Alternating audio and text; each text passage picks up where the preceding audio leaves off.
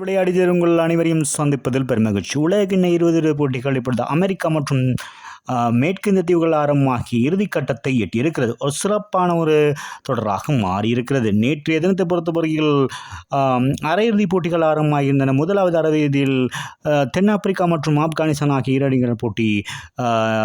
தென்னாப்பிரிக்கா அணி இந்த போட்டியிலே வெற்றி பெற்று இறுதிப் போட்டிக்கு தெரிவாகி இருக்கிறது. ஆகவே இரண்டாவது அரையிறுதிப் போட்டியானது இந்தியா மற்றும் இங்கிலாந்து அணிக்கிடையிலான போட்டி கயானாவில் ஆரம்பமாகி 4 சுற்று வெற்றி பெற்றிருந்த இங்கிலாந்து அணி முதலில் தமது அணியை களத்தடுப்பு தெரிவு செய்தது.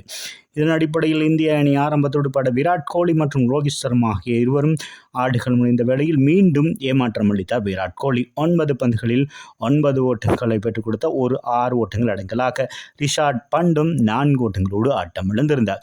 ஆக 5.2 பந்து வீச்சில் 40 ஓட்டங்களுக்கு 2 விக்கெட்டுகளை இழந்து தடுமாறிந்த வேளையில் 3வது விக்கெட்டுக்காக ரோஹித் சர்மா மற்றும் சூரியகுமார் யாதவ் இருவரும் ஒரு சிறப்பான ஒரு இணைப்பாட்டத்தை பெற்றுக் கொடுத்தார்கள். 50 பந்துகளில் 73 ஓட்டங்கள் இணைப்பாட்டம் அமைக்கப்பட்டிருந்தது 3வது விக்கெட்டுக்காக. இதில் ரோஹித் சர்மா 39 பந்துகள் எதிர்கொண்டு 6 ஓட்டம் 2, 4 ஓட்டங்கள் 6 அடங்கலாக 57 ஓட்டங்களும். சூரியகுமார் யாதவ் நேற்றைய தினத்தில் 36 பந்துகள் எதிர்கொண்டு 4 ஓட்டங்கள் 4, 6 ஓட்டங்கள் 2 அடங்கலாக 47 ஓட்டுகளை பெற்றவரோடு ஹார்திக் பாண்டியா இறுதி நேரத்தில் 13 பந்துகளில் 1, 4, 2, 6 என 23 ஓட்டங்களை அதிரடியாக பெற்றுக் கொடுக்க சிவம் துபே வந்த வேகத்தில் 0, அக்ஷர் பட்டேல் ஒரு 10 ஓட்டங்களை பெற்றுக் கொடுத்திருந்தார். ரவீந்திர ஜடேஜா ஆட்டம் இழக்காத 9 பந்துகளில் 4 ஓட்டங்கள் 2 அடங்கலாக 17 ஓட்டங்களோடும் ஹர்ஷீப் சிங் 1 ஓட்டத்தோடு ஆட்டம் இழக்காது இருந்த வேளையில் நிர்ணயிக்கப்பட்ட 20 ஓவர்கள் 171 ஓட்டங்களை 7 விக்கெட்டுகளை மாத்திரம் இழந்து பெற்றுக்கொண்டது என்பது குறிப்பிடத்தக்கது. இங்கிலாந்து பந்துவீச்சை பொறுத்தவரை கிறிஸ் டோஜன் 3 விக்கெட்டுகளையும், டாப் லீ மற்றும் ஜோஃப்ரா ஆர்ச்சர், சாம் கரன், அடில் ரஷீத் தலா ஒவ்வொரு விக்கெட்டுகளும் வீழ்த்தியதோடு 172 என்ற இலக்கை நோக்கி துடுப்படுத்த ஆடிய இங்கிலாந்து அணியை பொறுத்தவரை இந்த போட்டியில் எப்படியாவது வெற்றி பெற்று இறுதிப் போட்டிக்கு தகுதி பெறுவார்கள் என்று உலகமே எதிர்பார்த்திருந்த வேளையில் இந்திய பந்து வீச்சாளர்கள் மீண்டும் ஒரு அதிர்ச்சியான வைத்தியத்தை கொடுத்திருந்தார்கள். இதில் பிலிப்ஸோட் 5 ஓட்டங்கள், மொயின் அலி 8 ஓட்டங்கள், ஜானி பெஸ்டோ 5 ஓட்டங்கள், சேம் கரன் 2, லிவிங்ஸ்டன் 11 ஓட்டங்கள், கிறிஸ்டோதன் 1, அடில் ரஷீத் 2. அதிகப்படியாக இங்கிலாந்து அணி சார்பாக 19 பந்துகளில் அரிப்ரூக் 4 ஓட்டங்கள் 3 அடங்காக 25 ஓட்டங்களையும், அடுத்ததாக ஜோப்ரா ஆர்ச்சர் 4 ஓட்டம் 1, 6 ஓட்டம் 2 அடங்கலாக 15 பந்துகளில் 21 ஓட்டங்களை பெற்று கொடுத்திருந்தார் என்பதை குறிப்பிடத்தக்கது. அதன் பின்னதாக டாப் லீ 2 ஓட்டங்களை பெற்றதோடு ஆட்டம் இழக்காதிருந்தார்.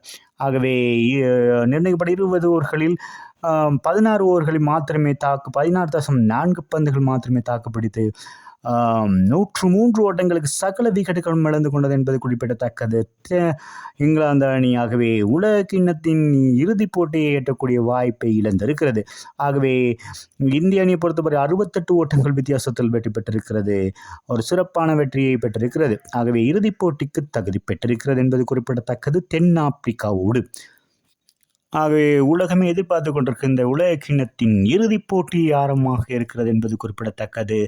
இந்தியா மற்றும் தென்னாப்பிரிக்கா இடையிலான போட்டி. ஆகவே இன்றைய போட்டியை பொறுத்தவரையில் இந்திய பந்து வீச்சாளர்கள் சிறப்பாக செயற்பட்டிருந்தார்கள். அதுவும் சுழற்பந்து வீச்சில் ஒரு முத்திரை பதித்திருந்தார்கள் என்று கூற வேண்டும். அக்ஷர் பட்டேல் 4 பந்துகளில் 23 ஓட்டங்களுக்கு 3 விக்கெட்டுகளையும், குல்தீப் யாதவ் 4 பந்துகளில் 19 ஓட்டங்களுக்கு 3 விக்கெட்டுகளையும், ஜஸ்பிரீத் பும்ரா இந்திய அணியின் வேகப்பந்து வீச்சின் ஒரு சிறப்பான தலைமைத்துவத்தை வலித்து கொண்டிருக்கின்ற உலகின் சிறப்பான ஒரு வேகப்பந்து வீச்சாளர் ஜஸ்பிரீத் பும்ரா 2 விக்கெட்டுகளையும் வீழ்த்தியிருந்தார்.